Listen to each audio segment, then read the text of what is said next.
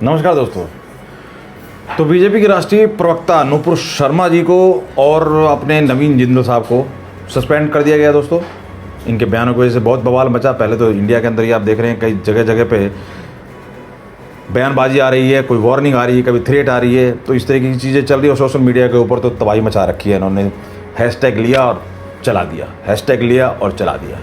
तो खैर वो चलते चलते दोस्तों कानपुर वाला इंसिडेंस भी हो गया। काफ़ी पोस्टर चस्पा होने की बात हो रही है और योगी जी अपने स्टाइल में, बुलडोजर स्टाइल में लगा लीजिए या जो भी उनका स्टाइल है, सर्दी में गर्मी में सर्दी का एहसास वाला वो मेथड वो चला रहे हैं वहाँ पे। तो ये आप कह रहे हैं बर्दाश्त नहीं किया जाएगा। इस बर्दाश्त न करने से कई लाइनें निकलती हैं, कई तरफ इशारे निकलते हैं। आप समझ रहे हैं इस मामले की सिचुएशन को? आप कहिए कि लॉ एंड ऑर्डर सिचुएशन नहीं रहे। वो सवाल मैं शर्मा की गिरफ्तारी से पूछ रहा हूं, लेकिन आप बताइए, आप जो इशारा कर रहे हैं इसका मतलब क्या है? बर्दाश्त नहीं किया जाएगा इसका मतलब क्या होता है? मैं कोई इशारा नहीं करूं। अरे भाई मैं तो गरीब आदमी हूं, मैं तो देहाती आदमी हूं, देहात में रहने वाला गरीब आदमी। मैं तो अदना सा जो है यहाँ से नबी रसूल सल्लल्लाहु अलैहि वसल्लम का एक उम्मती हूँ। एक उम्मती होने के नाते मैंने एक बात कही है। एक टीवी डिबेट की चर्चा के बाद 1500 लोग उठकर शहर में पत्थर मारते हैं, उस बात को आप कह रहे हैं मामूली बात है, उस बात को आप बढ़ा रहे हैं, बहुत बड़ी बात जा रही है। लेकिन तो ये चीज़ें हो रही है। होते होते दोस्तों ये बात कहाँ तक पहुँच गई? इंटरनेशनल लेवल तक पहुँच गई। आपको पता है यूट्यूबर टाइप मीडिया आज कितनी ज़्यादा हो गई है। जियो क्रांति के बाद देखेंगे आपकी ज़्यादातर तो जो न्यूज़ एंकर थे वो छोड़ के अपनी डबली अपने डबली और अपना राग लाइट कैमरा लेके बैठ गए हैं और चला रहे हैं और काफ़ी सफलता मिल रही है दोस्तों। यही है आत्मनिर्भर और मेक इन इंडिया। तो खैर मुद्दे पर रहते हैं दोस्तों। तो इन लोगों ने जो जान लगाई हुई है, चाहे शाहीन बाग वाला मुद्दा हो, चाहे किसान आंदोलन का मुद्दा हो, कहाँ रेहाना और मियाँ खलीफा तक पहुँच गए थे लोग। तो इन्होंने कोई कोर कसर तो छोड़ी नहीं है दोस्तों।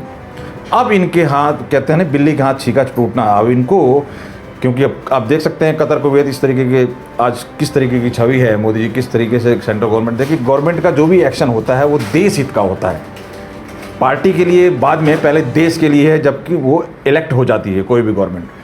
तो उस तरीके से जब बात पहुंच गई नेशनल लेवल पर और बता रहे हैं कि कतर एम्बेसी वगैरह पूछताछ, ये सारी चीज़ें चल रही हैं और कहीं ना कहीं इंडिया की गवर्नमेंट दबाव में आई, तो फिर छवि बिगड़ने लगी। तो अब यही कल तक जो गीत गा रहे थे, यहाँ हम देश को बदनाम नहीं कर रहे हैं, हम मोदी गवर्नमेंट को बोल रहे हैं, हम मोदी गवर्नमेंट को कोस रहे हैं, अब वो दोगलापंथी दिखा रहे हैं बीच बीच में, आधा नहीं, देश को बदनाम नहीं करना चाहिए। तो ये असमंजस वाले भी कई हैं जो ना घर के ना घाट के, तो उस तरह के लोग भी बहुत हैं। लेकिन इन्होंने कैसे न कैसे करके देश की छवि को बिगाड़ने की कोशिश की। और क्योंकि गवर्नमेंट देश के हित में काम करने की कोशिश पहले करती है। आपने देखा किसान आंदोलन में भी किस तरह से सेटबैक हुआ, किस तरीके से बैक किया मोदी गवर्नमेंट ने, और बड़े ही शांत स्वभाव से दिन मुहूर्त टाइम देख के कि जी मेरी भावनाएं, मेरी इच्छा शुद्ध थी, लेकिन हो सकता है कि मैं सही तरीके से समझा नहीं पाया। जो भी इस तरीके के स्टेटमेंट देके उन्होंने उसको वापस लिया था बिल को, किसान बिल को। तो इस तरीके की चीज़ें करके कैसे न कैसे ये होता है कि आप आगे बढ़िए। देश में बहुत से काम हैं, साथ साथ आप देख रहे हो बहुत सी चीज़ें चल रही हैं। अब ज्ञान वापे वाले मुद्दे के ऊपर देखिए दोस्तों, किस तरीके के प्रवक्ता कैसे लोग बैठते हैं टीवी के ऊपर, आपने देखा होगा, और किस तरीके से कोशिश की गई, पहले एंट्री ना मिले, पहले मुद्दा ना बने, पहले जाँच ही ना हो, फिर कभी कानून का सहारा, कानून की बात की गई, 91 में ये हो गया है तो वो हो गया है। जो कल तक जिस बिल को डालकर सड़कों पर बैठकर ऐसी उल जुलूल बकवासबाजी की जाती थी कि किससे पूछ के बनाया, किसने बनाया, किससे साइन लिए, वो आज कानून की दवाई देते हुए ज्ञानव्यापी के ऊपर बहसबाजी कर रहे थे। और बहसबाजी के अंदर ये सोचना चाहिए बीजेपी गवर्नमेंट के प्रवक्ताओं को खासकर कि आप लोगों को काम करना है, देश आपके हाथ में है, तो आप लोग इनकी चीज़ों में ट्रैप ना आए, क्योंकि उन्हें बेड़ा गर्क करने के सिवाय कोई काम उनके पास है नहीं। वो कुछ भी चाहते हैं, उल जुलूल हरकत हो, चाहे वैक्सीन की आफत आए, चाहे कोरोना में तबाही मचे, चाहे किसी भी तरीके का, जब लॉकडाउन में अफरा तफरी मचाए, सब चीज़ों को उन्होंने कैश कराने की कोशिश की और सब चीज़ों में उनको करना धरना कुछ नहीं था सिवाय बकवासबाजी करनी थी, और वही किया उन्होंने। तो उस तरीके की चीज़ें उनको ओपोजिशन के जिम्मे जनता ने दे रखी है, तो इनको इस तरह की बयानबाजी से बचना चाहिए। तो मेरी राय में भी यही है कि बचना चाहिए था, ये चीज़ से बचे जा सकता था, क्योंकि आपको करना है काम, और काम हो रहा है, सारे काम साथ साथ हो रहे हैं। तो उन सब चीज़ों के जब चीज़ें पैरेलल चल रही है, तो इस तरीके की बयानबाजी और बातों से कोई चीज़ें निकलनी नहीं है। कोई भी कोर्ट कई बार कई केसों में देखा आपने, कितने केसों में होता है इस तरह, हम लोग देखते हैं कि निकलता कोर्ट कचहरी में ही है, आफत खूब मच जाती है, सिवाय टाइम वेस्ट करने की कुछ करती नहीं है। लेकिन अब इस तरीके से ट्रैप होने के बाद ये मुद्दा बन गया।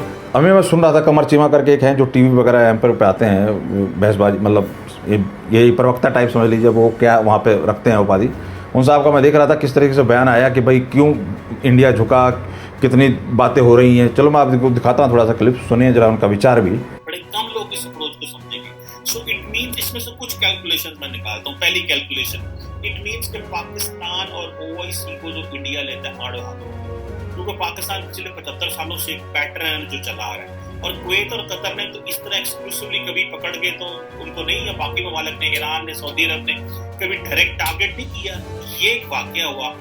बीजेपी सारी बात है परेशान हुई, वहां की लीडरशिप परेशान, उन्होंने कहा ये तो हमारे लिए जो है मसला पैदा होगा। लेकिन ये कतर का एक स्ट्रॉन्ग पोजीशन है, और मैं समझता हूँ कि इंडिया ने इस चीज को एनालाइज किया है कि जो उनके लिए ममालिक इंपॉर्टेंट है, वो जारी बात है सऊदी अरब इंपॉर्टेंट है, कतर इंपॉर्टेंट है, कुवैत इंपॉर्टेंट है, उनके लिए जो क्या नाम है उसका बाकी जो रीजनल ममालिक हैं, यूएई इंपॉर्टेंट है, ये सारे ममालिक बड़े इंपॉर्टेंट हैं। तो इसमें जो मैं समझता हूँ ज़ाती तौर पे कि इंडिया ने बड़ी एक क्लियर लाइन ली, इंडिया को इस चीज़ का समझ लगी, और पाकिस्तान जो है इस मामले में ठुस हो गया। पाकिस्तान ने, देखे ना, मैंने अपने ट्विटर हैंडल पे एक ट्वीट भी किया। भाई पहली बात तो यह है कि ठीक है, किसी को इस तरह की स्टेटमेंट करना नहीं चाहिए। अगर उन्होंने स्टेटमेंट की है तो पाकिस्तान क्यों खामोश रहा है? पाकिस्तान जो बड़ा अक्सर चैंपियन बनता है, पाकिस्तान इसलिए खामोश रहा है कि पाकिस्तान बोल के तक आया, कोई बंदा जवाब ही नहीं देता आगे से। लेकिन क्योंकि कतर बोल पड़ा, कुवैत बोल पड़ा, तो अब जो है वो सारी दुनिया जो है वो उठना शुरू हो गई। तो वहाँ पर इस तरीके का माहौल बना हुआ है, तो इंडियन गवर्नमेंट को एक्शन लेना पड़ा। अब इसमें इनकी ऐसे वाह ऐसे जान में जान आ रही है, इनको लग रहा है जाने क्या अचीव कर लिया हमने। ये सारी चीज़ें सोचनी चाहिए उन प्रवक्ताओं को या किसी चीज़ को कि काम बहुत चल रहे हैं, काम बहुत करना है, जवाबदेही है गवर्नमेंट की, और इन लोगों का है सिर्फ रायता बिखरने का काम। तो इनसे बचना चाहिए, क्योंकि काम जब चीज़ें चल रही हैं तो उसको रोकने के लिए जितने भी प्रोपेगेंडा चलाए जा रहे हैं, अगर कोई भी चीज़ डिरेल होती है और ये कोई भी चीज़ इस तरीके की चीज़ें होती हैं, तो ये वाकई गवर्नमेंट के लिए, खासकर बीजेपी गवर्नमेंट के लिए ही सेटबैक होगा और नुकसान करेगा। तो इन चीज़ों से बचना चाहिए, बचा जा सकता था मेरी राय में। तो इतनी सी बात दोस्तों, अगर आपको वीडियो पसंद आई तो लाइक शेयर करें। मिलते हैं फिर किसी नए टॉपिक पर।